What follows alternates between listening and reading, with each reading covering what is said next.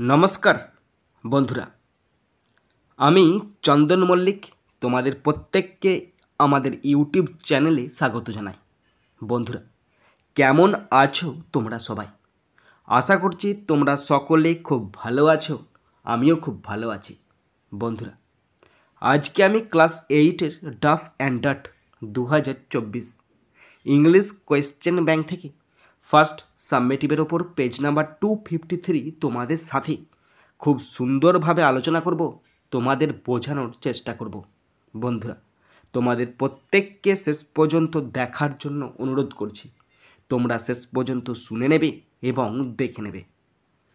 শুরু করছি। স্কুলের নাম Taherpur Netaji high school HS. Page number 253। Time আছে 30 মিনিটস, ফুল মার্কস 15। প্রথম আছে সিন, আর সিন থেকে প্রথম আছে প্রোজটি নেওয়া হয়েছে ইন্তিজার হোসেন রচিত ক্লাউডস নামক প্রোজের ইউনিট 2 থেকে নেওয়া হয়েছে। প্রোজ থেকে কোশ্চেনগুলো শুরু করছি। প্রথম আছে এ এর দাগ। Write T for true and F for false statements in the given boxes. Give supporting statements. বন্ধুরা, ট্রু ফলস আছে। যদি ট্রু হয় টি লিখতে হবে, আর যদি ফলস হয় এফ লিখতে হবে, এবং তার সাথে অবশ্যই সাপোর্টিং স্টেটমেন্ট লিখতে হবে। কোশ্চেন হচ্ছে 2 নাম্বার করে 4 নাম্বার, অর্থাৎ ট্রু অথবা ফলস হচ্ছে কিনা তার জন্য আছে 1 নাম্বার, এবং সাপোর্টিং স্টেটমেন্ট লিখতে হবে তার জন্য আছে 1 নাম্বার। একে একে 2, দুটো আছে 2 দুগুণে 4 নাম্বার। শুরু করছি। First question number 1। After reaching the shade of the big tree, the boy found the clouds. বড় গাছের ছায়ায় পৌঁছে ছেলেটি মেঘের দেখা পেল।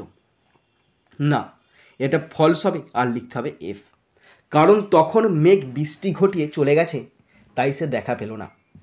তো সাপোর্টিং স্টেটমেন্টটা আমি লিখেছি, দেখো। He reach the shelter of the tree and splashed the cool water from the Persian wheel on his dusty feet. এটা কি অ্যাপ্রোপ্রিয়েট সাপোর্টিং স্টেটমেন্ট বলে তোমাদের মনে হচ্ছে? আমার তো মনে হচ্ছে ভুল গেছে, কেননা এখানে মেঘের কথা উল্লেখ করা নেই, শুধু বলেছে সে ওই গাছের ছায়ায় পৌঁছেছিল এবং পায়ে মুখে হাতে জল দিয়েছিল। তাহলে এটাই কি যথেষ্ট হবে? মনে হচ্ছে না। তো আর একটা সাপোর্টিং স্টেটমেন্ট হতে পারে আমার মতে মনে হয়, তো সেটা লিখে দেখাচ্ছি, তোমার দেখে নাও। দেখো, বইয়েতে মানে 253 পাতাতে প্যাসেজটা যেখানে শুরু হয়েছে তার প্রথমে একটা লাইন আছে, not a patch PATCH, not a single আছে গো, not a single patch, not a সিঙ্গেলটা উপরে লিখে দিচ্ছি SINGLE, not a single patch of cloud. মেঘের একটা চিহ্ন পর্যন্ত নাই। Not a single patch of cloud, মেঘের চিহ্ন পর্যন্ত নাই। Okay, number 2। The boy satisfied his thirst with the water of the Persian wheel. ছেলেটি পারস্য চাকার জল দিয়ে তার তৃষ্ণা মেটায়। অবশ্যই মিটিয়েছিল তৃষ্ণা, একদম প্রাণ ভরে সে জল খেয়েছিল, একদম এতটা খেয়েছিল যে গলা পর্যন্ত যেন জল ভর্তি হয়ে যায়।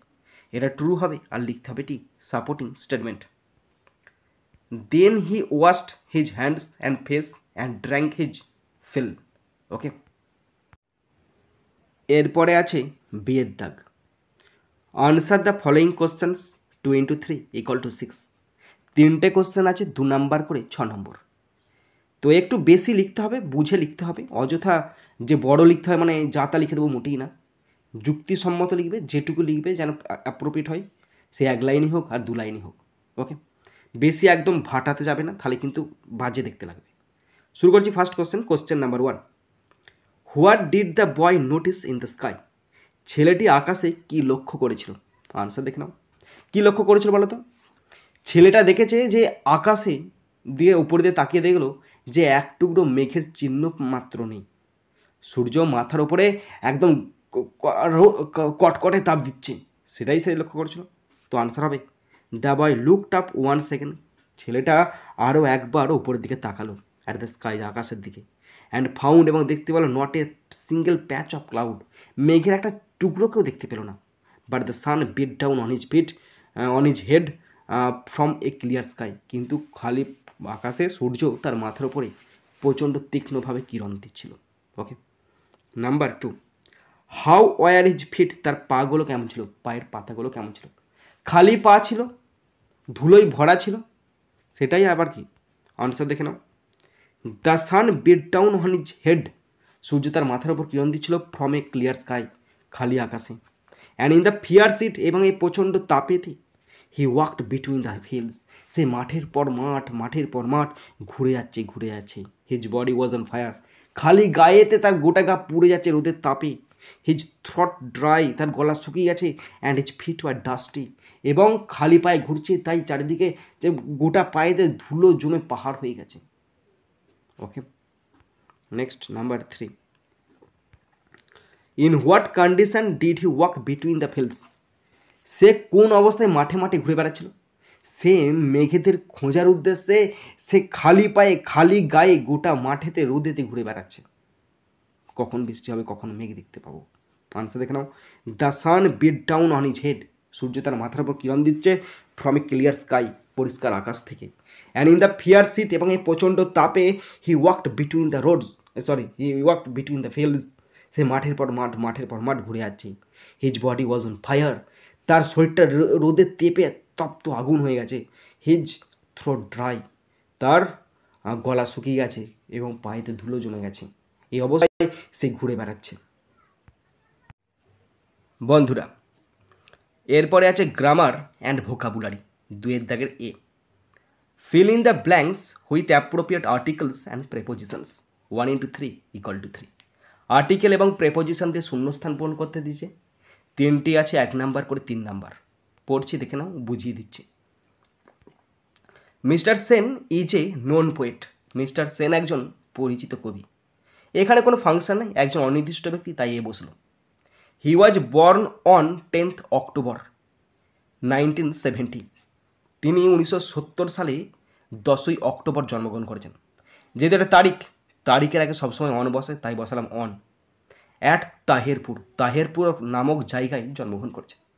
অ্যাট কেন বসলো? তাহেরপুরটা তুলনামূলক ছোট জায়গা, তাই অ্যাট বসে গেল, কোনো অসুবিধা হবে না। এরপর আছে বিয়ের দাগ।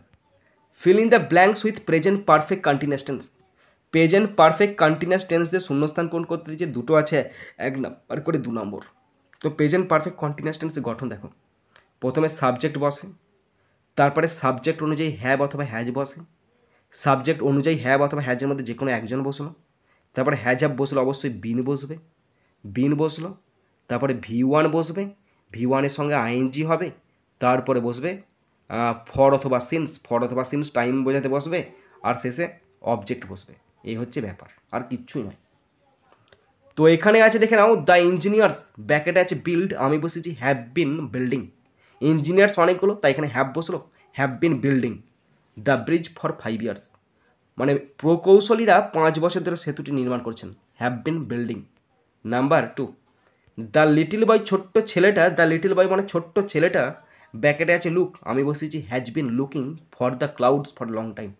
ছোট্ট ছেলেটা বহুক্ষণ ধরে মেঘের খোঁজ করছিল, এখানে হবে হ্যাজ বিন লুকিং।